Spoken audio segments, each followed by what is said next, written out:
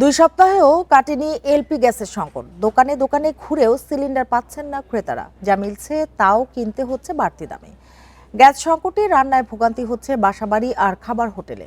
ব্যবসায়ীরা বলছেন কোম্পানিগুলো চাহিদা অনুযায়ী সিলিন্ডার সরবরাহ করছে না। এ ব্যাপারে সরকারি তদন্তও চাইছেন তারা। কিন্তু সব জায়গায় খালি সিলিন্ডারের মজুদ দেখে হতাশ ক্রেতারা।